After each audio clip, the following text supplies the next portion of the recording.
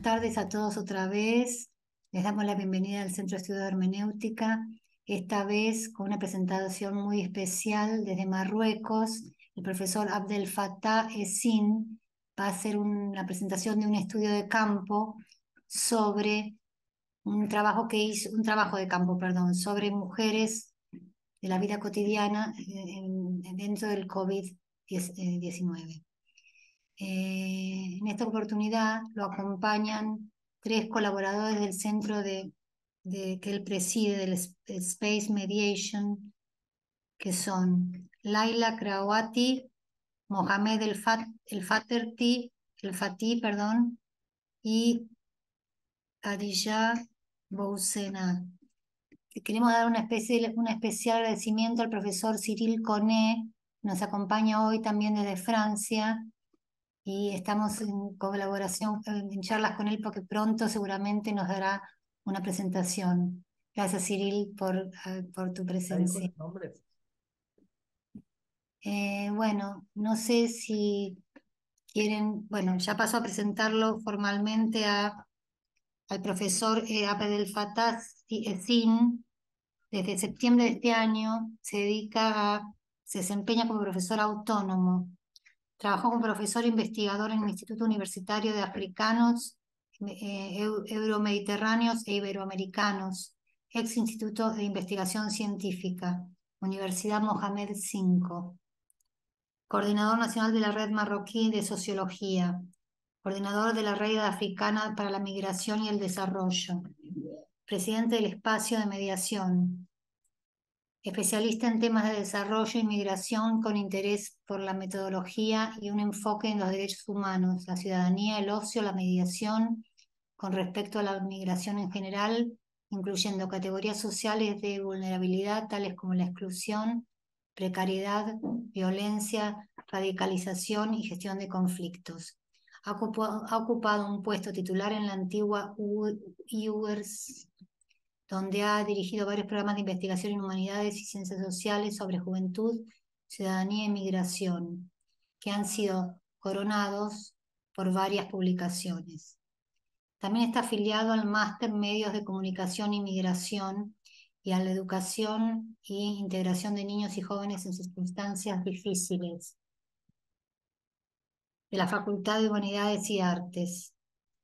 También estuvo en comisión de servicio como experto de la Oficina del Asesor de Su Majestad el Sultán para Asuntos de Planificación Económica en el Sultanato de Omán.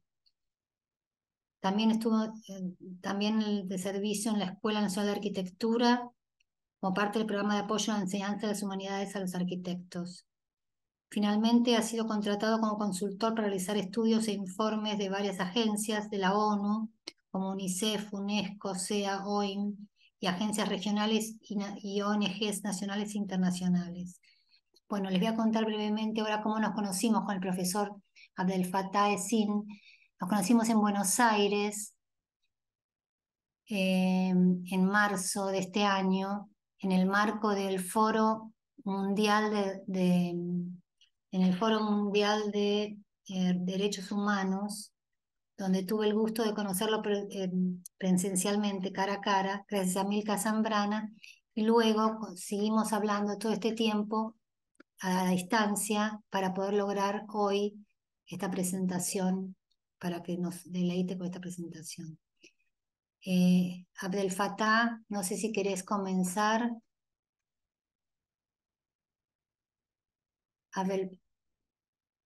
Acá estás. ¿Quieres comenzar con la Merci presentación? Marina Maillard. Euh, Tout le plaisir est pour moi d'être avec vous. Et d'abord, avant de commencer, je présente mes souhaits de bonne convalescence à votre directeur en mon nom et au nom de tous les membres de l'espace médiation qui présentent aujourd'hui cette étude qu'on a dirigée ensemble. Je vous remercie aussi, chère Marina, pour disons, cette connexion, parce que, comme vous l'avez dit, j'étais à Buenos Aires et dans le cadre d'un programme qu'on est en train de développer avec la direction interministérielle des droits de l'homme, où j'étais mandaté à suivre et à être connecté à certains acteurs des droits humains pour essayer un peu de faire avancer nos chantiers. D'ailleurs, ce forum-là, il a été organisé, le deuxième, il a été organisé au Maroc avant de venir en Argentine. Et j'ai été mandaté dans le cadre de ce forum d'organiser toute une série d'ateliers sur le droit à la ville. Et là, on a essayé un peu, toujours, on est en train de travailler sur cette question avec la direction interministérielle des droits humains. Donc voilà le travail qu'on va présenter aujourd'hui, comme il a été, disons, comme on s'est mis d'accord sur ça, c'est le quotidien féminin sous Covid-19. Ce travail-là, bien sûr, comme je l'ai déjà dit, quand on était en train de discuter de cette question des droits des femmes et tout, elle a été fait dans le cadre d'une approche que je vais essayer de démontrer. C'est une approche où on est en train de travailler avec nos étudiants dans le domaine en master et en doctorat à travers la formation par la recherche. Parce que, comme je l'ai constaté, que nos étudiants, non seulement au Maroc, mais dans pas mal de pays, ils sont formés à la recherche. C'est-à-dire qu'on leur apprend à utiliser les méthodes, les techniques, à élaborer leurs problématiques, mais généralement, ils avaient des problèmes d'utilisation, d'usage et aussi de réaction de chercheurs professionnels. Alors, Covid est venu et on a dit qu'il faut travailler, disons, sur une des questions à travers cette approche comme les étudiants on était en arrêt d'enseignement et donc on a commencé à voir ce qu'il y a à faire et du coup cette problématique du quotidien féminin, vu que la majorité des étudiantes avait cette situation de vivre en famille 24 heures sur 24. Et donc, pour expliquer ou plus ou moins présenter ce travail qu'on a fait ensemble, j'ai déjà commencé à parler de l'idée du travail sous le couvre-feu sanitaire et comment on a essayé de transformer cette pause en une action intellectuelle pour réfléchir sur notre quotidien.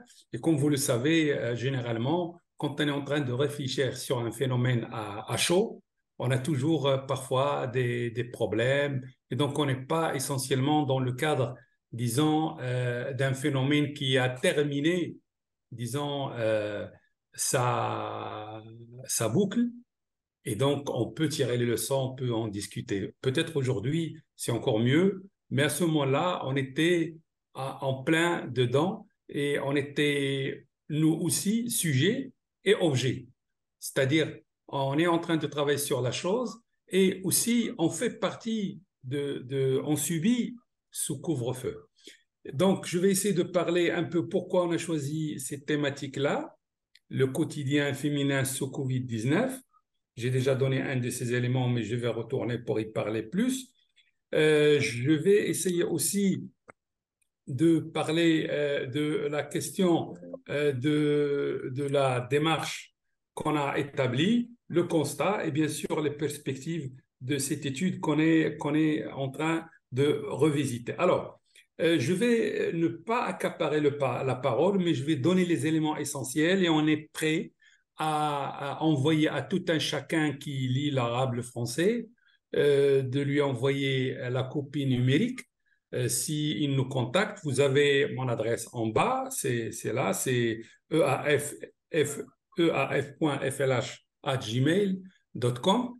Et si jamais il y a quelqu'un qui veut bien traduire le livre en espagnol ou dans une autre langue, on est prêt à lui donner, disons, le droit de la traduction. Et donc, on est dans le travail de créer tout un groupe, si on peut le faire au niveau international, autour de cette thématique-là pour voir un peu les impacts sur ces questions-là. Alors, l'idée du travail, elle a commencé, comme je l'ai dit, 15 jours après mon retour du Brésil, dans le cadre, disons, d'une série de conférences où j'ai essayé de mettre en place une coopération entre mon université Mohamed V et l'université de Pernambuco et la fondation Joaquim Nabuco. À mon retour, le Covid, je vais essayer de parler du Covid et non pas de la Covid, parce que déjà, quand on parle de la Covid, c'est toute une approche un peu genrée qui est mise en place ou qui, disons, féminise tout ce qui est catastrophique.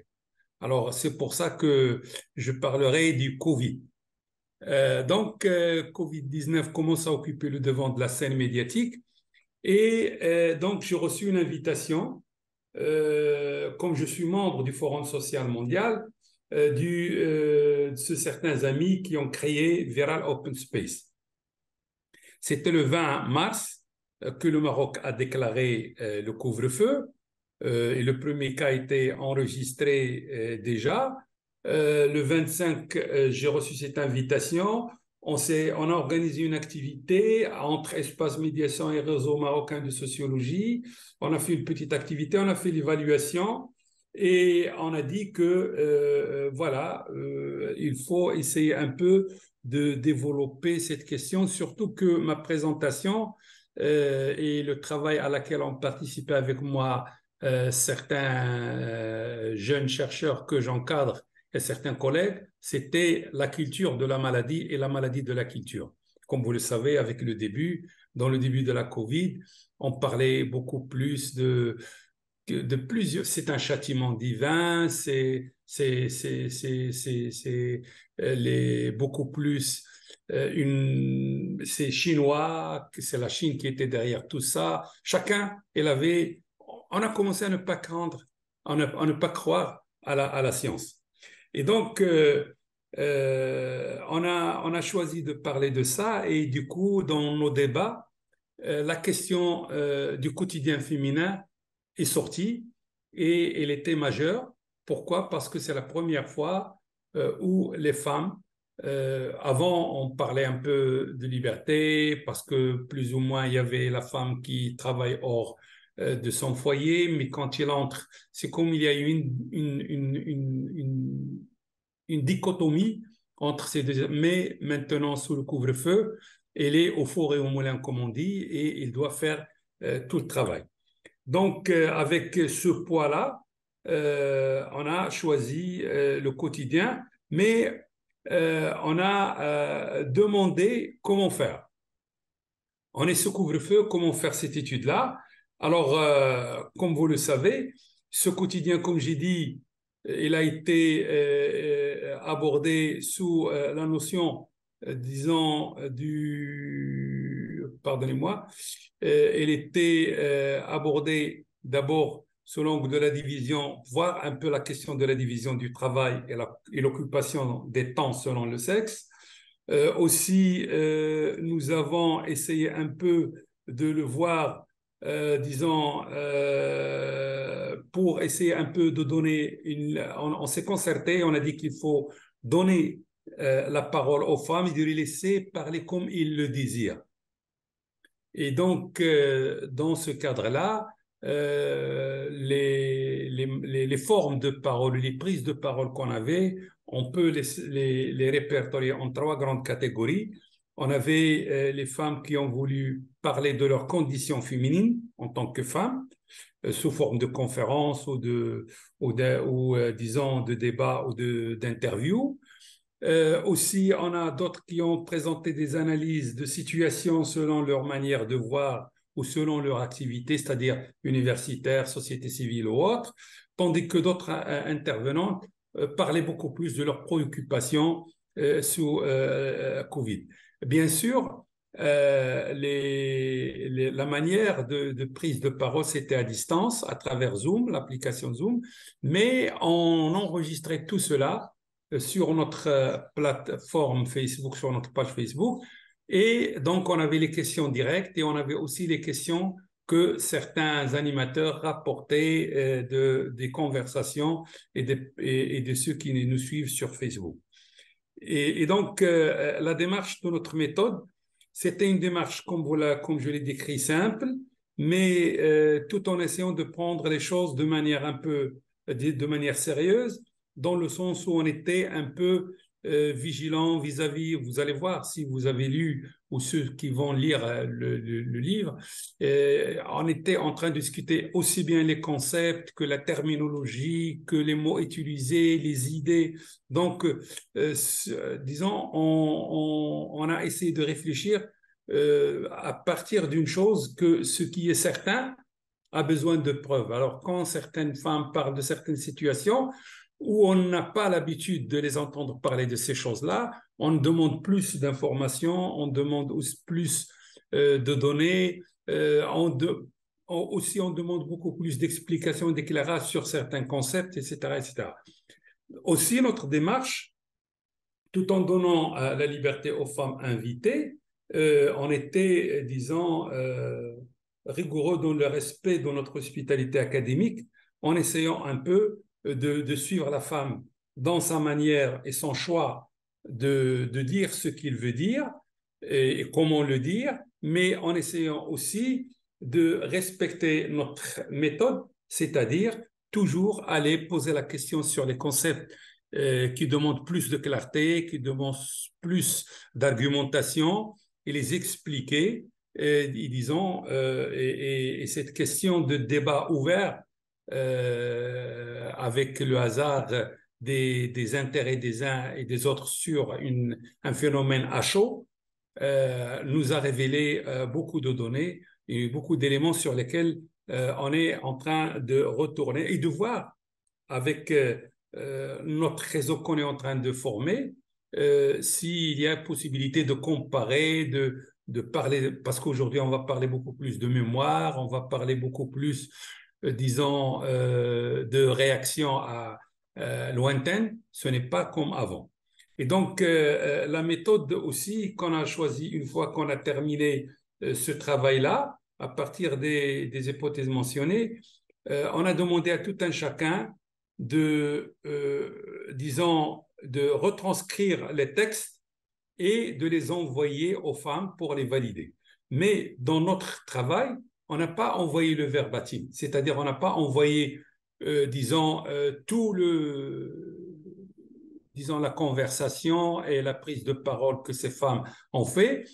Quand il y a parce que vous savez, quand on parle, ce n'est pas comme quand on écrit. On a essayé de donner au texte un format qui répond aux critères de l'écrit et on leur a envoyé les choses avec le verbatim pour qu'ils puissent voir, parce que le verbatim audiovisuel, il existe sur la page Facebook, tout en les orientant à comparer, à voir et ajouter et à enrichir. Peut-être il y a des idées qui ont été ajoutées dans certains textes, d'autres idées qui ont été retranchées ou revues. Donc voilà, grosso modo, on était dans ce que nous appelons une écriture partagée. Cette écriture partagée, bien sûr, elle est le résultat d'un travail avec 12 femmes. 12 femmes, c'est 12 femmes avec lesquelles nous avons travaillé. Disons, ils étaient, on a envoyé à une trentaine, mais seulement 12 qui ont répondu. Et les 12 qui ont répondu, ils étaient répartis dans 4 continents. À savoir l'Afrique, on a l'Algérie, le Maroc, le Cameroun, le Sénégal, le RDC, Congo. L'Amérique, on a le Canada, une du Canada et une autre du Brésil. Et celle du Canada, c'est une chercheure qui est restée au Maroc sous le couvre-feu. Il est venu faire des études sur la migration maroco-canadienne. Aussi, on a de la Belgique et la France, de l'Asie, surtout des Arabes, des femmes une femme des Émirats arabes, une écrivaine journaliste, et une Omanaise qui est cinéaste.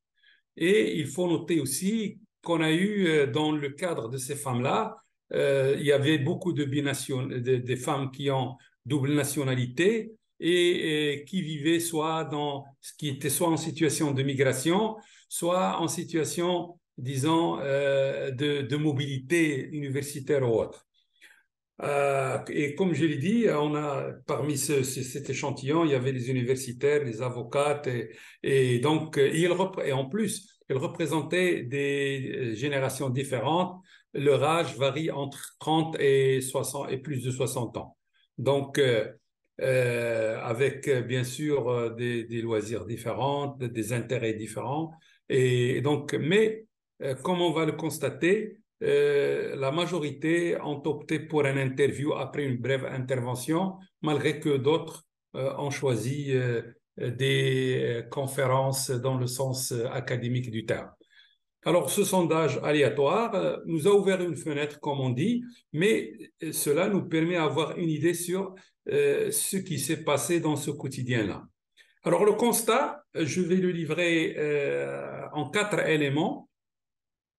La première, c'est que ce travail collectif nous a donné, avec ces femmes-là, l'impact de cette révolution digitale et de ce que j'appelle moi personnellement, ces logiciels sociaux. Ce n'est pas seulement des médias sociaux, mais c'est des logiciels dans le sens où ils nous connectent et à travers leurs logarithmes et autres. Ça, c'est tout un débat qu'on peut ouvrir.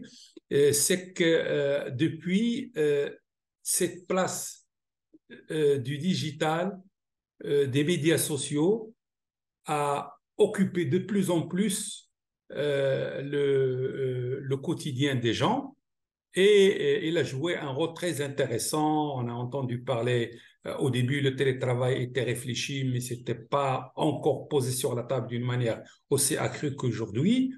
Mais le travail à distance, aujourd'hui, il est devenu monnaie courante, et, comme l'enseignement à distance et autres. Donc, la première chose qu'on a constatée, c'est que depuis cette pandémie, depuis ce couvre-feu international et au niveau du monde,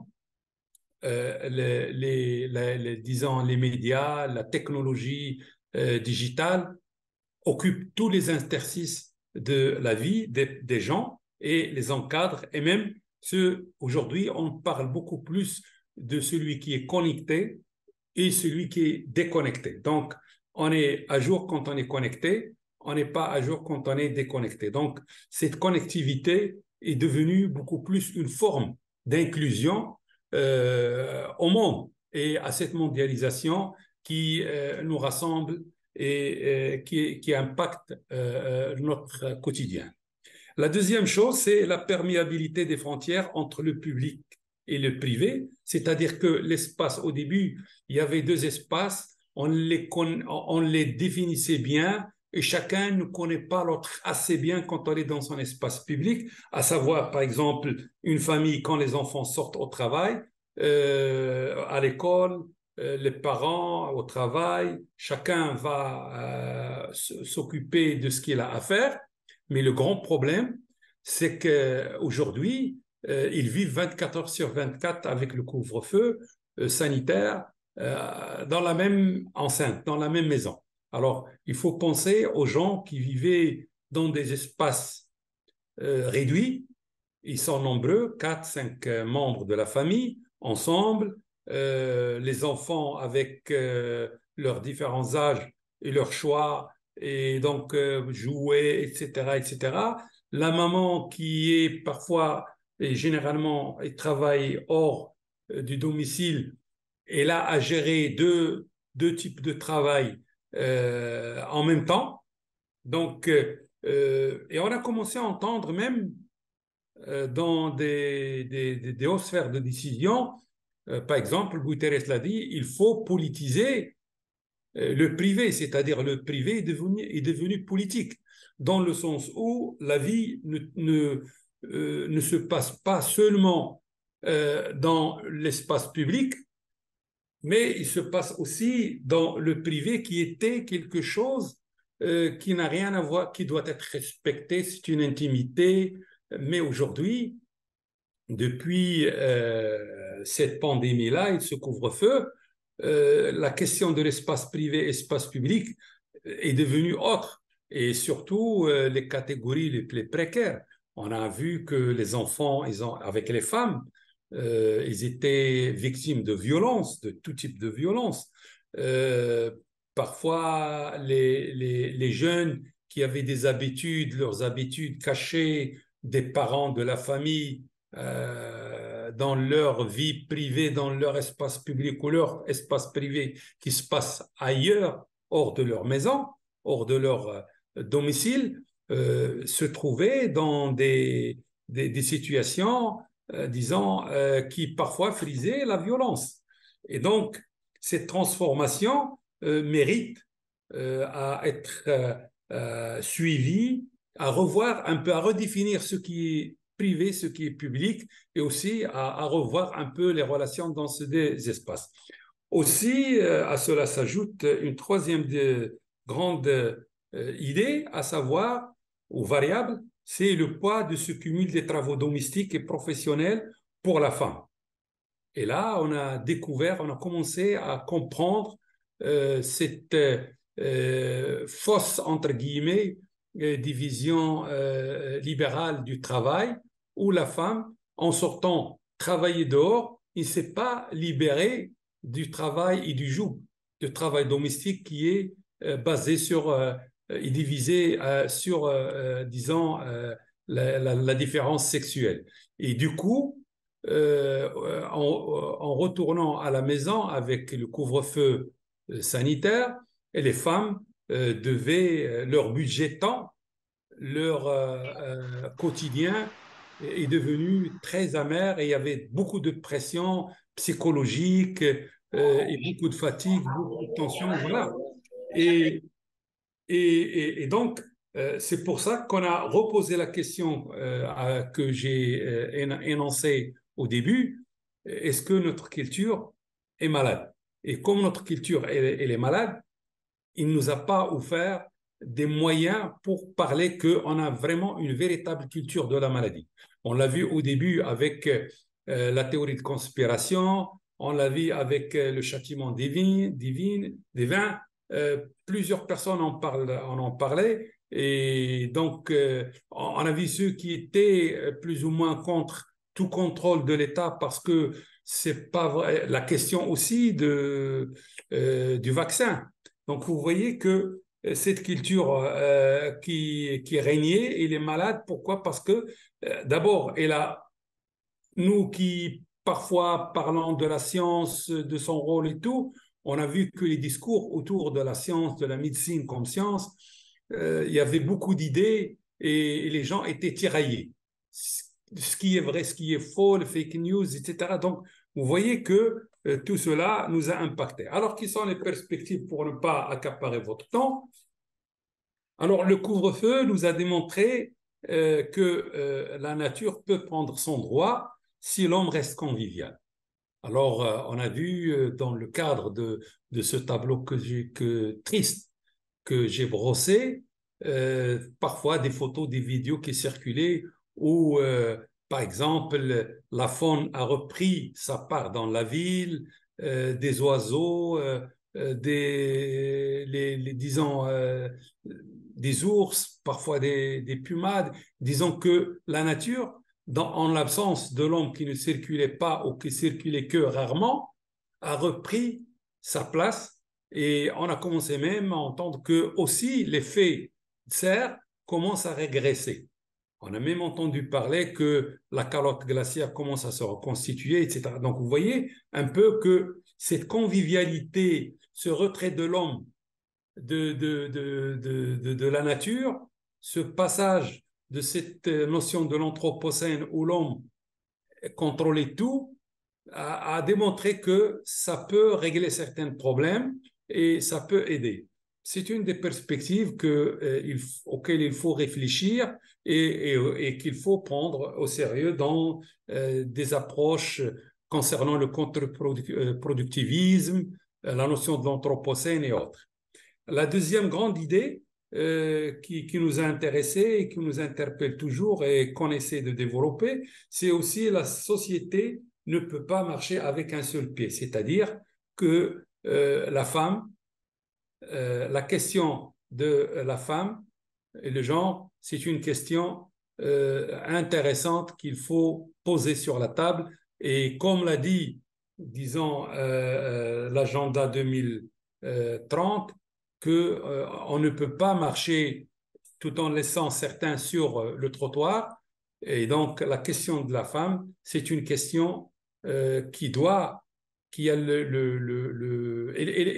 une question d'écologie culturelle, si j'ose dire. Et donc, il faut la prendre au sérieux, il faut la mettre sur la table, tout en essayant de discuter cette question privée-publique, division de travail, etc., etc. À la fin, une autre idée qu'on est en train de développer dans un autre cadre avec le mouvement anti-utilitariste en sciences sociales, c'est sans dépassement de l'hubris et la restauration de la justice dans toutes ses manifestations. Et comme je l'ai dit avant, la rupture avec le productivisme, tout ce qui soutient le loup, les perspectives n'annonce pas un meilleur avenir.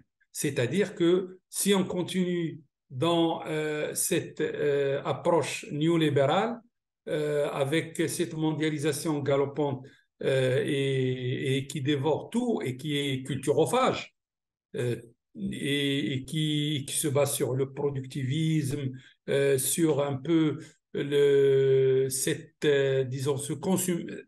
disons, ce consumérisme, parce qu'on a dépassé la société de consommation. Donc, l'avenir ne sera pas radieux. Mais ça ne veut pas dire que les choses ne peuvent pas changer. Le premier exemple, la première idée que j'ai présentée, à savoir que le couvre-feu nous a démontré que la nature peut reprendre son droit si l'homme reste convivial. C'est pour ça que la convivialité reste, disons, une option à suivre et à discuter et apprendre. Et comme ça, peut-être, on peut dépasser d'autres pandémies et d'autres crises, parce que généralement, la crise, ce n'est pas seulement un moment seulement de crise dans le sens, disons, strict du terme, mais il propose des opportunités. Savons-nous les saisir? C'est la question sur laquelle nous travaillons, et merci.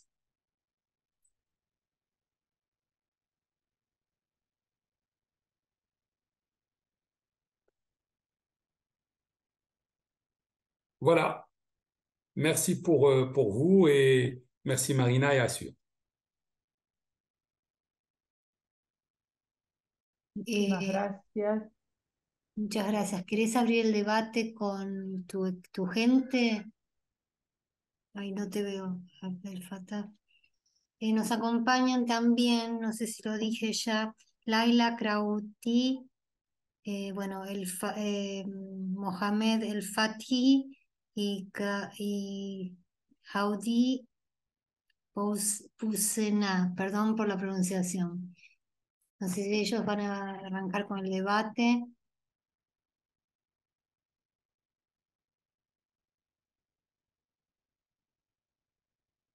Abdel Fattah, ¿me escuchás? ¿Me oís?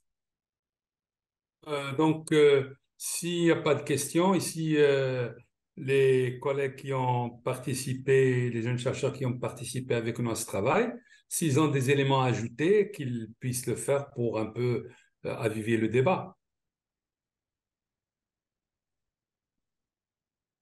Laila, Fatihi. Perdón, acá hay dos manos levantadas y está también Cirile. No sé si empezamos por Abdel Oui, Fattah. ¿Con quién empezamos? ¿Por tu gente o por Cirile? ¿Por Mohamed o Hadija o por Cirile? Bueno, Cirile, puedes empezar.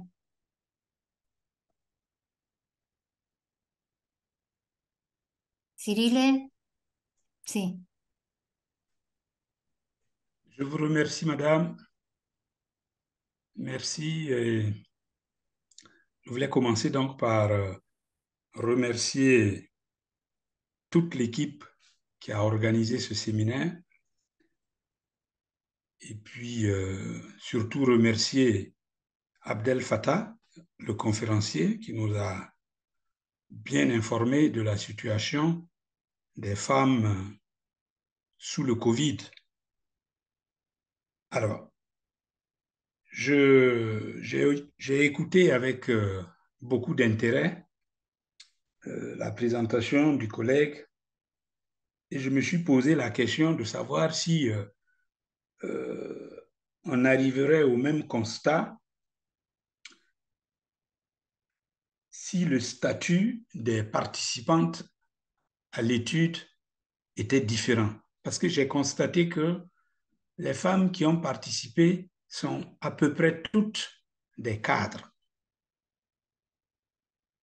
Est-ce qu'on arriverait au même constat si on avait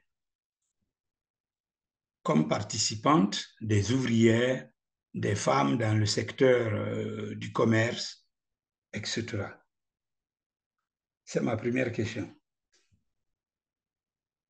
La deuxième question, c'était un peu à titre informatif pour essayer de comprendre un peu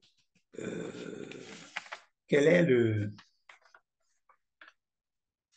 est l'importance au Maroc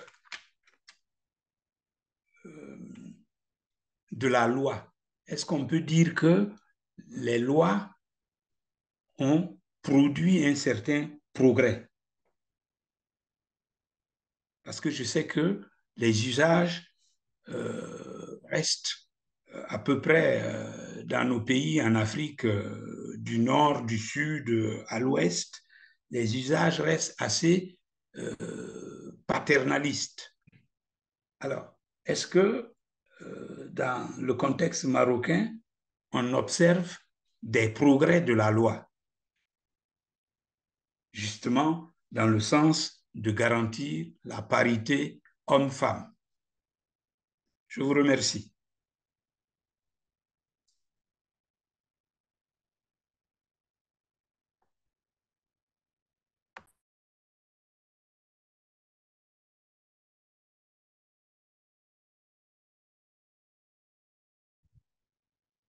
Tienes el micrófono apagado, Marina. Muchas gracias, Cyril. Le preguntaba al profesor Esim si quiere responder la pregunta. Si puede responder la pregunta.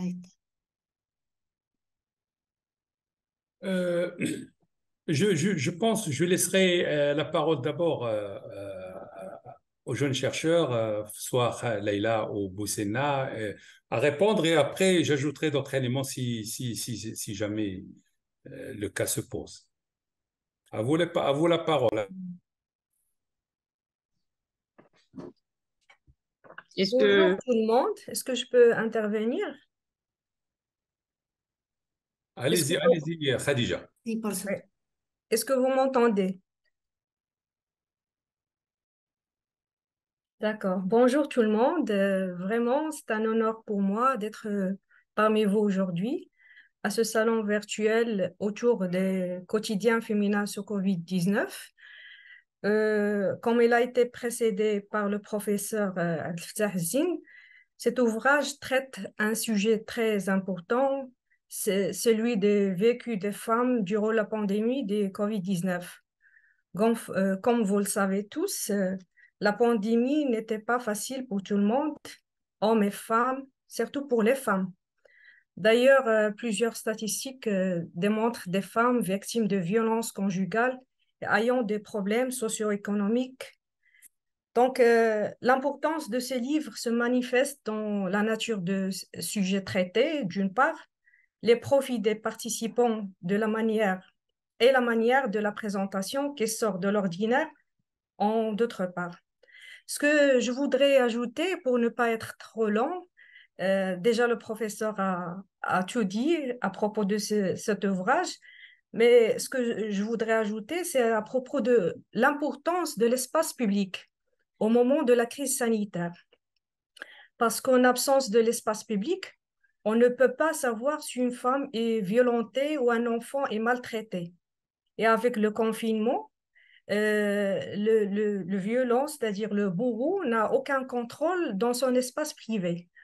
En absence du regard de l'autre, et en plus, les femmes violentées ne peuvent pas demander de l'aide ou aller à l'hôpital à cause du confinement.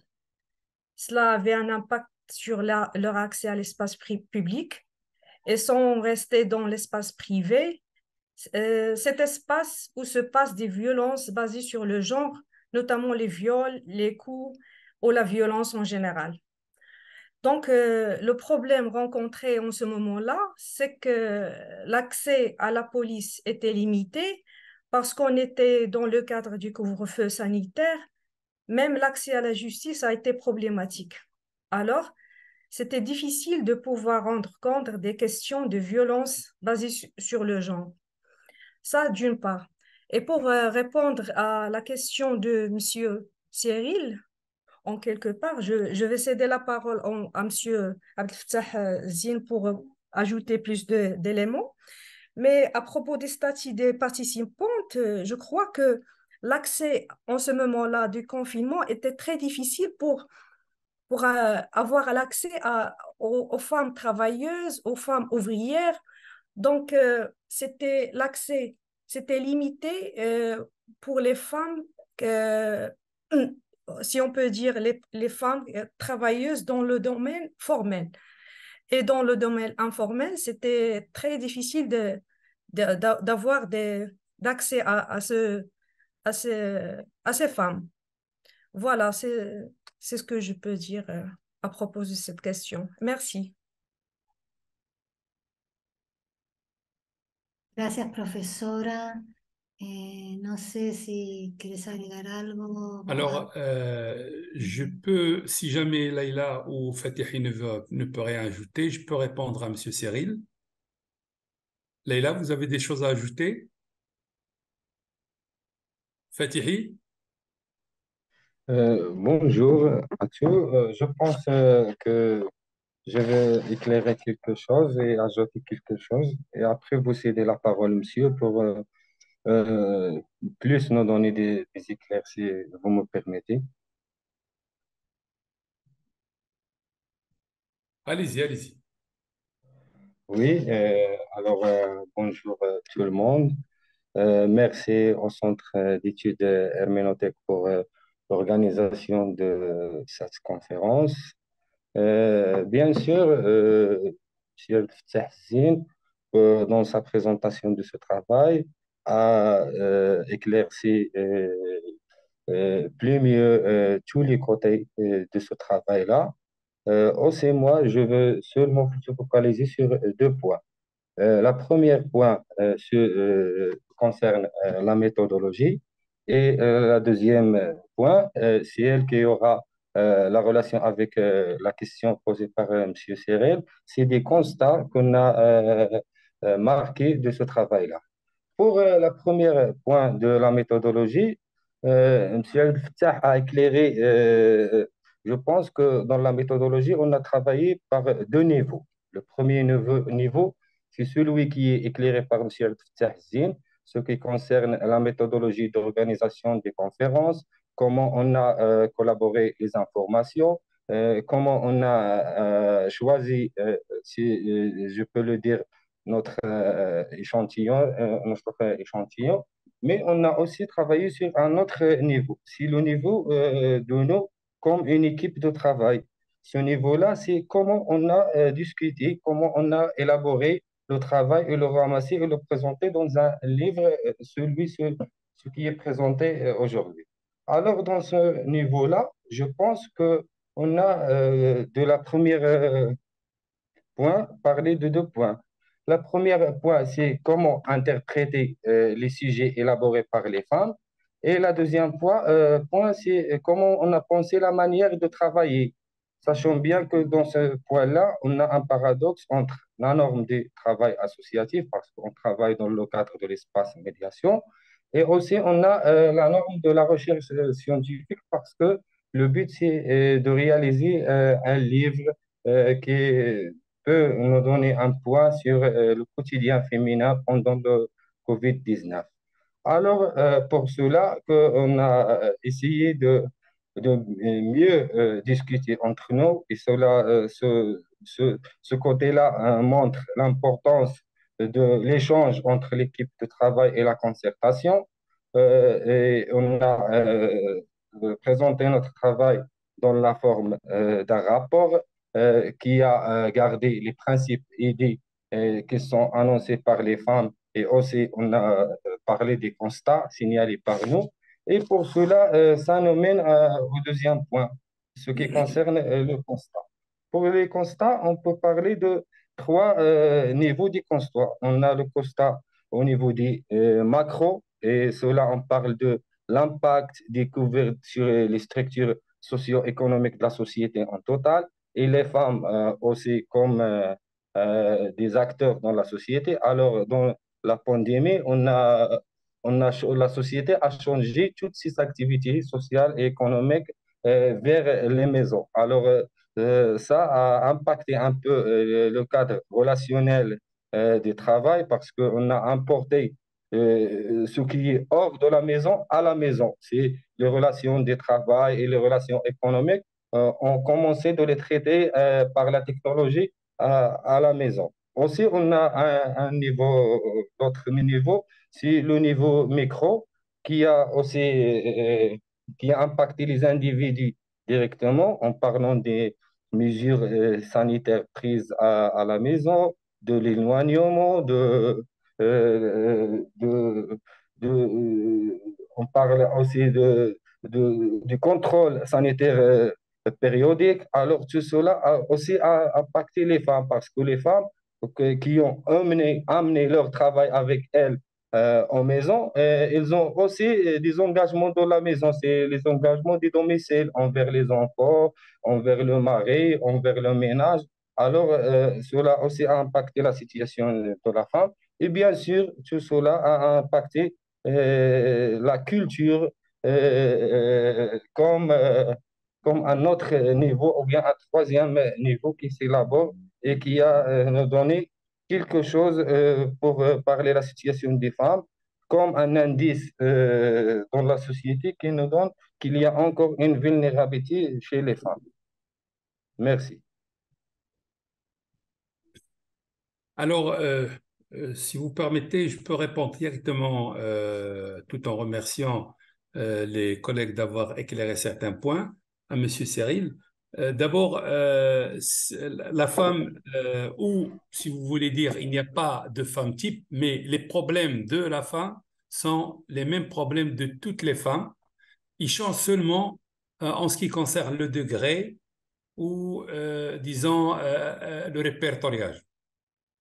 En plus, ces femmes-là avec lesquelles on a discuté et qui ont participé à ce travail, les 12 femmes de notre échantillon, c'était toutes des femmes qui suivaient des situations d'autres femmes et qui rapportaient les éléments concernant, par exemple, si vous lisez ce que notre collègue Pauline du Cameroun ou Odile Faye du Sénégal, et qui sont deux actrices de la société civile et qui gèrent des projets en faveur des catégories précaires et qui ont travaillé avec moi dans le cadre du réseau africain sur les questions de la migration. Ils rapportaient les éléments de ces femmes-là qui, du jour au lendemain, ils se trouvent surtout de la basse, de la classe la plus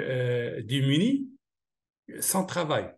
À savoir, ce sont des femmes qui font du travail domestique ou des femmes qui font du petit métier et du jour au lendemain, avec le couvre-feu, ils se trouvent sans travail, légués à elles-mêmes.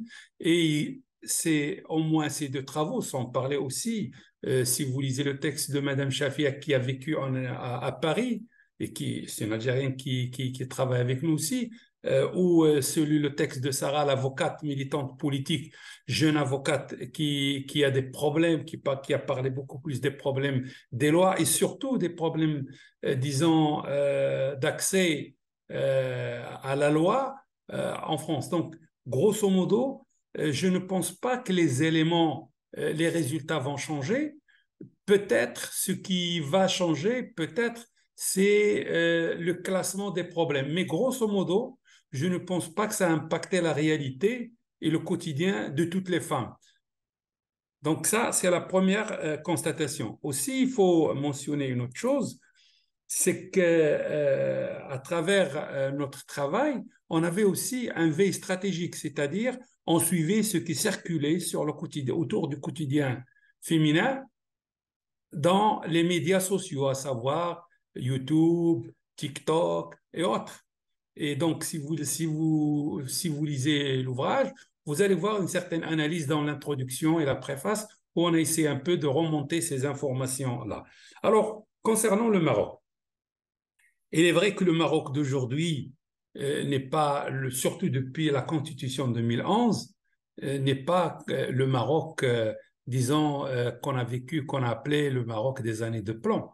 La loi a changé. Avec la Constitution, on est avancé. Aujourd'hui, il y a la question de la parité qui est sur la table et qu'on est en train de l'appliquer dans le cadre politique, à savoir la représentativité dans il y a la question de la représentativité et la représentation. C'est-à-dire qu'il ne s'agit pas seulement de présenter les femmes, mais que ces femmes, dans diverses situations, soient l'échantillon, soient représentatifs de la réalité féminine. Et du coup, on a aussi aujourd'hui la parité qui est une sorte d'approche, disons, de discrimination en faveur des femmes, dans le domaine aussi bien de politique que dans le domaine, disons, concernant l'emploi ou autre. À cela aussi, aujourd'hui, par exemple, on est en train de débattre le changement de le code familial. Et quand on parle du code familial, aujourd'hui au Maroc, le code familial n'est pas seulement un code familial basé seulement sur l'islam, mais aussi il y a le côté de la communauté marocaine juive et qui est la première fois dans l'histoire du Maroc, il est intégré dans le même code familial. Et du coup, on est en train de discuter les relations extra-conjugales, on est en train d'étudier le droit. Par exemple, on a déjà aujourd'hui, la femme marocaine peut donner aussi bien sa nationalité à ses enfants dans les couples mixtes, mais aussi à son mari. Et ça, c'est des avancées qu'on n'avait pas avant. Alors aujourd'hui, il y a beaucoup de problèmes autour de certaines questions concernant cette émancipation de la femme, mais on est conscient qu'on est en train d'aller vers un projet de société qui est plébiscité à tous les niveaux de la société marocaine. Et il est majoritairement choisi, c'est le projet de société démocratique et moderne. Ça veut dire que cette modernité, ça ne veut pas dire suivre l'Occident, mais essayer de résoudre ces problèmes, ces handicaps, tout en se basant sur son héritage, sur son histoire et en l'ouvrant sur, disons, la réalité ici et maintenant. D'ailleurs, vous avez dans la Constitution marocaine, en préambule, on est peut-être la seule société africaine, arabe, qui reconnaît sa diversité identitaire. C'est-à-dire que le Marocain, ce n'est pas une race. Le Marocain, c'est une identité qui se nourrit de l'islam, du judaïsme, disons, de la méditerranéité, de l'africanité et autres. C'est comme aujourd'hui on le répète, le Maroc, ce n'est pas seulement l'Afrique. Si Mandela dit que l'Afrique est rainbow, c'est-à-dire arc-en-ciel, c'est le Maroc qui est le premier pays qu'il a appliqué dans sa constitution. Donc on est en train d'avancer, c'est vrai, il y a certains handicaps, disons, dans ce débat qui se fait avec un peu un islamisme qui voit parfois dans certaines avancées une sorte de danger pour un islam qui n'est pas inscrit dans les lois, mais un islamisme vous savez un peu comment les plaques tectoniques, entre guillemets, culturelles et idioculturelles bougent et impactent. Donc, aujourd'hui, les usages anciens sont en train d'être dépassés.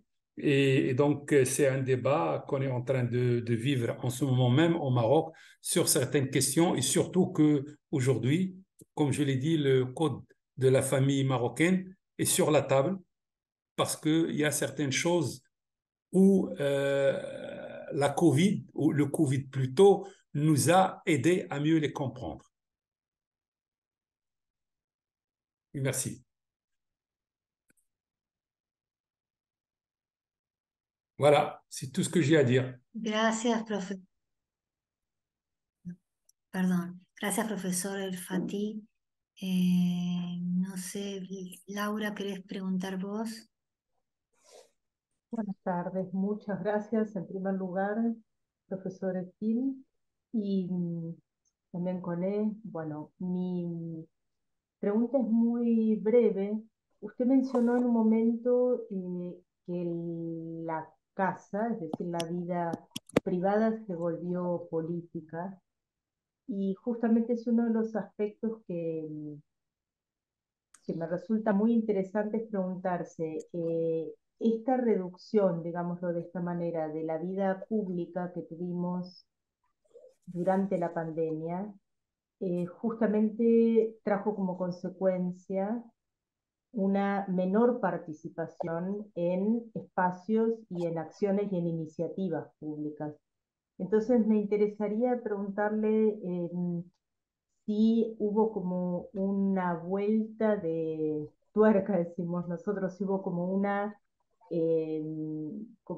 modificación en eso que se entiende como público, una vez que las restricciones sanitarias se levantaron, digamos, casi hoy día, o digamos ya hoy totalmente. Sí, sí, esa vida, porque al usted mencionar que la vida en la casa, la vida familiar se volvió política, me pregunto hasta qué punto esa vida política hogareña no es una reducción de la vida política pública, sino quedó esa vida política más reducida, más contraída, por ser justamente en ámbitos menores y de menor, digamos, menor carácter público, ¿no? Esa es mi pregunta. Perdón, gracias, Laura. No sé quién quiere contestar. Si Laila, si... Oui. Laila, ¿querés contestar vos? Oui, bon. Bonsoir tout le monde. Désolée, j'étais déconnectée et j'ai utilisé mon portable. Je ne sais pas si vous m'entendez ou pas. Perfectamente. D'accord. À propos de la question de monsieur concernant les interventions seulement des cadres, je ne sais pas si monsieur professeur Zine lui a répondu ou pas, mais je peux répondre de cette manière que selon l'intervention de notre invitée, Madame Pauline Machin, autant que juriste et actrice associative pour les droits de la femme et de l'enfant en situation en détresse au Cameroun, elle a bien, si vous voulez, présenter cette catégorie de femmes qui sont en situation diminuée, et parce que son interprétation ou bien sa présentation était axée notamment sur un aperçu général, social et économique de la femme et surtout de la petite fille dans un contexte d'abord pré-Covid-19 en mettant en valeur certains points. Moi, je vais parler, je ne vais pas tout citer, mais je vais tirer l'attention sur quelques points. D'abord, la société camerounaise, et c'est une société patriarcale. C'est-à-dire, dès que la naissance d'une petite fille est née au sein d'une famille camerounaise, elle est considérée comme un fardeau économique. Deuxièmement, la fille n'a pas le droit à l'école. Et peut-être, M. Zine, il a parlé de ça, je ne sais pas. La fille, son avenir ou bien son destin, c'est le mariage précoce ou forcé, ou pour travailler chez des gens autant que femme domestique Euh, donc, je peux dire ce qui accentue ou bien augmente leur vulnérabilité et devient victime de toute forme de violence, que ce soit une violence physique, que ce soit économique, que ce soit verbale, que ce soit physique, psychique ou sexuelle. Donc, la femme, elle est victime de tout genre. La fille camerounaise, moi je donne, parce que moi j'ai travaillé sur l'intervention camerounaise, c'est pourquoi je parle de la fille camerounaise. La fille camerounaise, elle est exploitée dans tout genre, que ce soit à l'école, que ce soit autant que cadre, au poste, au travail, chez elle. Donc, et dans le cas de divorce, la femme, elle est délaissée de toutes sortes, de tout droit de maternité, ce qui lui pousse ces jeunes filles diminuer à la porte de la prostitution et évidemment avec ses corrélations pathologiques. Moi, je ne vais pas tout citer, mais un point très important, c'est que la femme camerounaise, elle n'a pas le droit il n'a pas le droit d'avoir un crédit bancaire, c'est-à-dire il n'a pas le droit pour développer un projet ou bien ou bien pour avoir l'accès aux services financiers. Et donc, moi je résume pour être bref. Donc, la femme africaine reste dans une situation de discrimination. Elle est délaissée de ses droits, mais je peux dire que le Maroc, je peux répondre aussi à la suite pour le droit de la femme. Et lorsqu'on parle de la femme, on parle de l'enfant. Le Maroc, peut-être le Cameroun peut inspirer du modèle du Maroc, parce que le Maroc, il a trop progressé pour le droit de l'enfant selon les conventions internationales de l'enfant. Et je peux dire que nous avons une caisse, puisque moi je travaille dans un établissement de l'entraide nationale. Nous avons une caisse qui s'appelle la caisse de cohésion sociale. Cette caisse de cohésion sociale, elle est destinée pour le soutien social, pour aider les veufs. Je ne sais pas si vous m'entendez ou pas. Pour aider les veufs, les divorcés et les mamans qui ont une charge des enfants pour le soutien scolaire. Nous avons aussi ce programme-là, il indemnise les parents il indemnise aussi les sociétés, les associations pour le transport, pour les cantines, pour les maisons d'Artalib et d'Artaliba. Leïla, il faut le dire en français pour qu'il puisse comprendre. C'est la maison de l'étudiant, c'est la maison de l'élève. Oui, c'est la maison d'Artalib. D'Artalib, c'est un mot en arabe, c'est-à-dire c'est un foyer ou bien une maison là où les jeunes étudiants ou bien qui sont dans des campagnes ou bien dans des endroits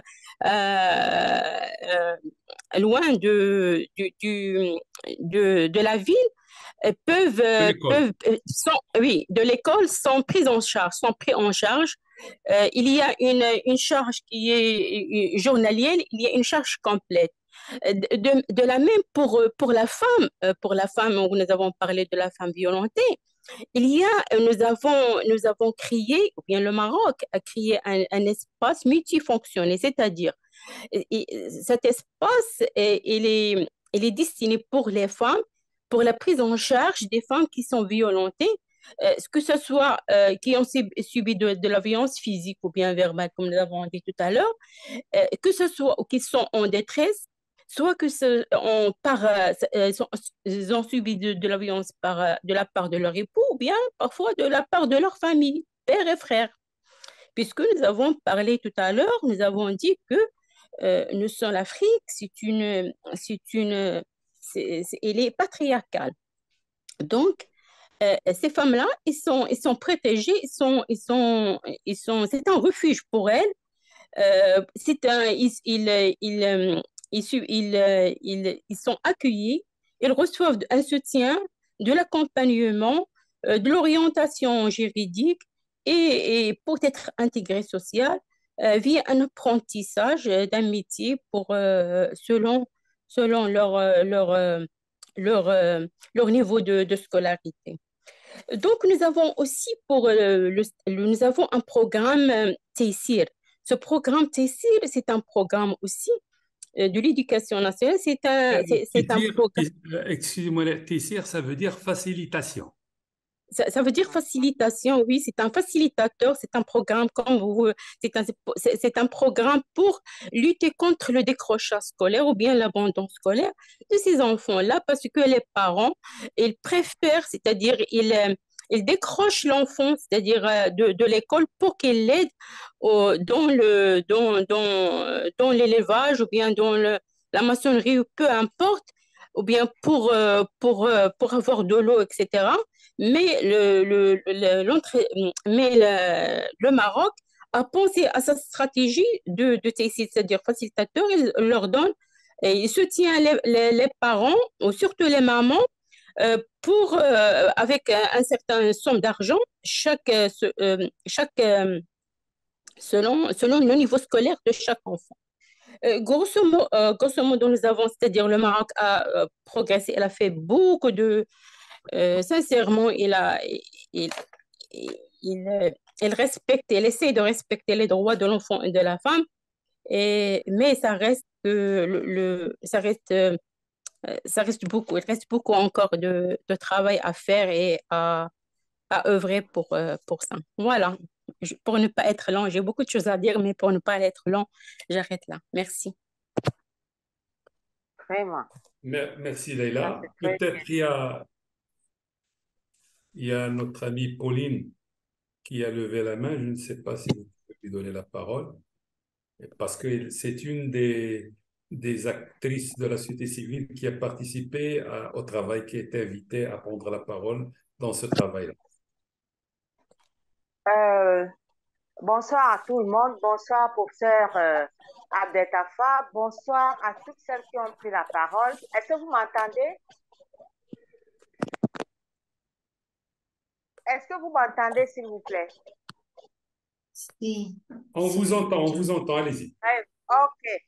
Je vous remercie beaucoup. Je félicite vraiment le professeur pour ce qu'il a fait, pour la méthodologie, pour la présentation du travail, parce que cela m'a permis de poser un autre regard sur le travail qui a été fait. Vraiment, je félicite la qualité de ce travail et surtout sa présentation. Je remercie aussi Dalia, je ne sais pas si c'est Dalia qui vient de parler, parce que je comprends qu'elle est vraiment rentrée dans mon texte et dans mes souffrances. Effectivement, j'ai fait une approche d'avant Covid et d'après Covid. C'est vrai que la situation de la Covid, bon, je ne partage pas l'idée du prof par rapport au Covid ou le Covid ou la Covid, je préfère la Covid. La situation a été très, très, très exacerbante au niveau des violences basées sur le genre. Mais c'était très, très grave. Toutes les violences ont été touchées, toutes les violences. Et depuis 2020, il y a une autre forme de viol qui s'est développée, la sodomie chez les petits garçons. Ce qui n'existait, du moins, c'est avec la COVID que moi, particulièrement, en tant qu'acteur de la société civile, je m'en suis rendu compte. Je reviens sur ce que Dalia vient de dire, les facilitations, tout ce qui est sur le plan, toutes les innovations au Maroc et tout. Franchement, chez nous, c'est plutôt de l'utopie. Je vais vous dire que dans tout le Cameroun ou dans la région où je suis, il n'y a pas de safe space, c'est-à-dire espace sûr, un endroit où une femme qui est bastonnée, qui subit les violences économiques et tout, peut aller se ressourcer. Ça n'existe pas parce que nous n'avons pas un soutien quelconque. Au contraire, nous sommes menacés. Cette semaine, je vous dis de lundi à mercredi de cette semaine, j'étais dans les commissariats avec deux filles de 12 et 15 ans qui ont été violées. Mais il faut voir comment j'ai été insultée là-bas.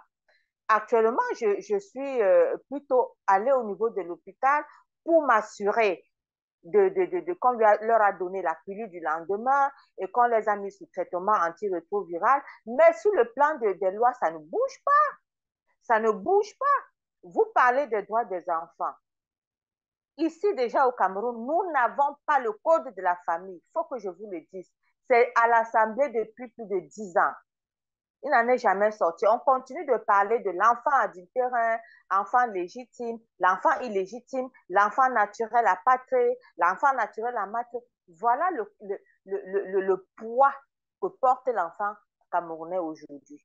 C'est vrai, on essaie avec le protocole de Maputo de faire ci, de faire ça, ou la convention relative aux droits des enfants. Mais les enfants, on dit, quand un pays signe une convention internationale, automatiquement, il s'arrime aux mesures prises par la convention. Le droit des enfants dit l'enfant, c'est de 0 à 18 ans. Donc, à 18 ans, tout le monde est majeur. Or, qu'est-ce qui se passe au Cameroun? La majorité, on a 3 majorités. La majorité pénale qui est de 18 ans, la majorité électorale qui est de 20 ans, la majorité civile qui est de 21 ans. Où voulez-vous qu'on puisse se mettre par rapport à ça? Vous avez parlé de parité. Nous n'en sommes pas encore là. Mais au niveau de l'Assemblée nationale, nous avons 30% de femmes. Mais est-ce que ces 30% de femmes sont vraiment représentatives? Quand elles ne sont pas déjà branchées actualité. J'ai dû faire un exposé devant ces femmes en 2020 sur les ODD, les OMD, les questions de génération égalité, les questions de coalition d'action, mais elles étaient complètement à côté, elles n'y comprenaient, elles n'y voyaient que dalle. Il y a même une qui est venue me dire, mais qu'est-ce que tu as dit que les ODD c'était quoi, les OMD c'était quoi? Franchement, les contextes sont tellement différents. Tellement différents.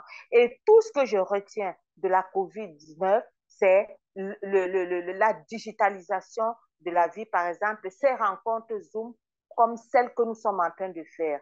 Il y a de cela 10 ans, ce n'était pas possible. Avant la COVID, je ne savais même pas que ça existait. Et mon texte a été présenté vraiment via ce canal. Et je remercie beaucoup le professeur de m'avoir choisi pour présenter la situation d'Afrique centrale. Je vous remercie, je n'aimerais pas être plus longue que ça. Bonne soirée et bonne continuation. Gracias, Pauline. Bueno, no sé si quién quiere agregar algo. ¿Había quedado alguna pregunta pendiente? No recuerdo. No, me parece que no, ¿no? No sé, Laura, ¿te respondieron tu pregunta? No sé si querés hacer alguna otra, no.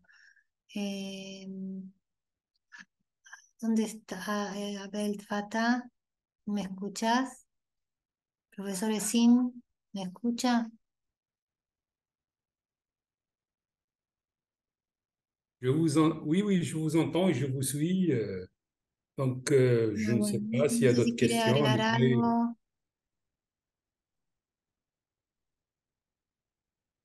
No, parece que preguntas, no sé si quiere agregar algún comentario. Donc, tout ce qu'il y a à ajouter, je vais seulement remercier l'équipe de nous avoir invités pour parler de cette question. Comme je l'ai annoncé au début, on est en train de penser à créer un réseau autour de cette question au niveau international. Je ne sais pas si votre centre est prêt à entrer en collaboration avec nous pour prendre en charge cette question. Quand j'étais à Buenos Aires lors du troisième forum mondial des droits humains, j'essayais de parler à gauche et à droite de ça, mais jusqu'à aujourd'hui, je n'ai pas reçu de réponse non seulement pour les Argentins, mais pour pas mal de participants. Aussi, comme je l'ai dit au début, pour toute personne voulant traduire, voulant d'abord lire ce livre, on peut le lui envoyer sous format numérique. D'ailleurs, il va être mis prochainement sur notre site web. On va ouvrir notre site web. Et aussi, si jamais quelqu'un décide de le traduire, c'est volontiers, on lui donne le droit de le faire et de divulguer des informations. On reste toujours là pour répondre à ces questions-là et on est en train de développer certaines idées. Comme je l'ai dit, au moins les 3 grandes pistes perspectives sur lesquelles on est en train de travailler. Et voilà, merci pour votre invitation. Et non seulement pour vous, Madame Marina Mayor, mais aussi à Laura qui a suivi beaucoup de travail avec nous et toute l'équipe. Et comme je l'ai dit au début, mes souhaits d'une bonne convalescence pour votre directeur. Perdón, perdón. Ella, Sobre Cyril Cone también tiene un trabajo sobre el COVID, ¿no es cierto? ¿Querés brevemente contar, profesor Cone, sobre el trabajo sobre el COVID?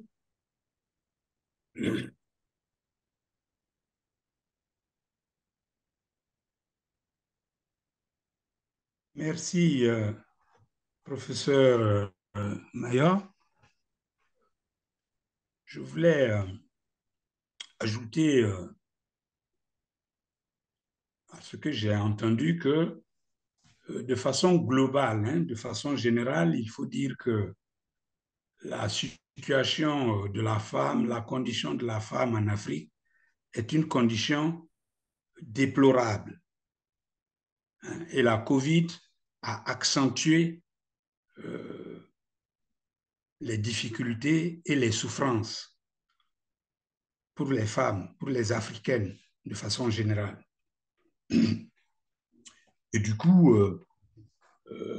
pendant la COVID, moi, ce que j'ai cherché à comprendre, c'est est-ce que dans les contextes où on constate un progrès des lois, dans les contextes où on constate que des pratiques garantissent la parité entre hommes et femmes, est-ce que la situation du Covid, des femmes sous la pandémie Covid-19, est-ce que c'est une situation plus supportable?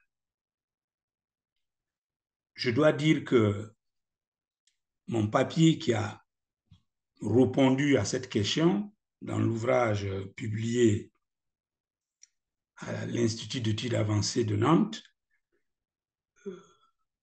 dans ce papier, donc, j'ai essayé de passer en revue un ensemble d'inégalités dont les femmes sont victimes. Je ne serai pas long là-dessus, c'est le fait que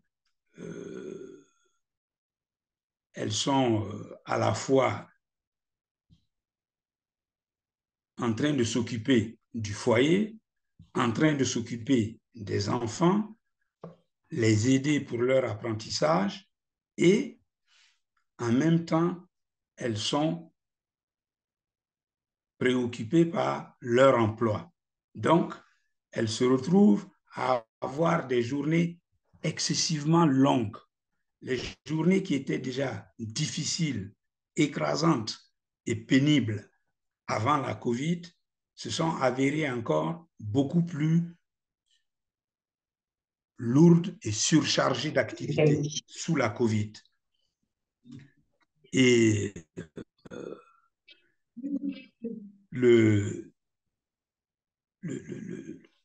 ce que je peux dire comme pour tirer une conclusion de cette situation, c'est le fait que cette surcharge d'activité rend les femmes en même temps inefficaces au niveau de leur emploi.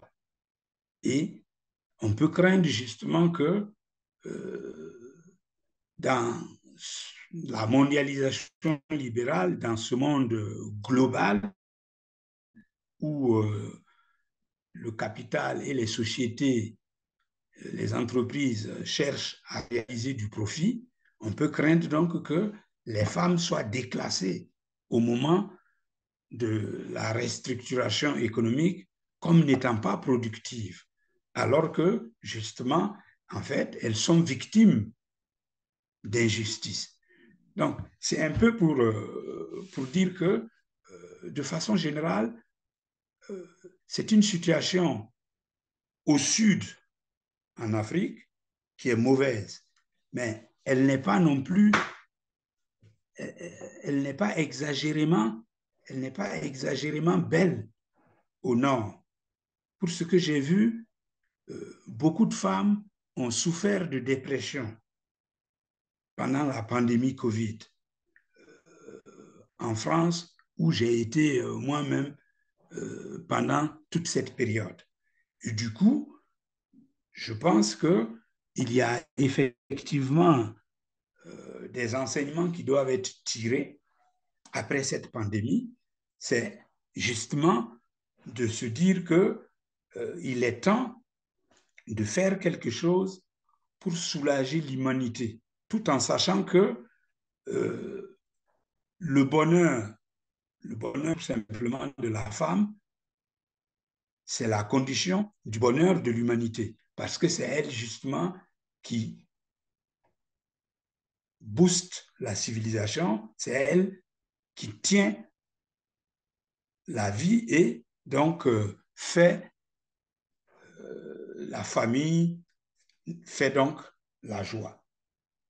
C'est en sorte un appel dans mon papier, c'était un appel à penser que finalement, avec la maladie, les faibles sont les premières victimes et que quand finit la maladie, il faut penser donc à renforcer les institutions qui protègent plus les faibles. C'est pour cela donc que il me semble que l'heure est venue de penser à la réparation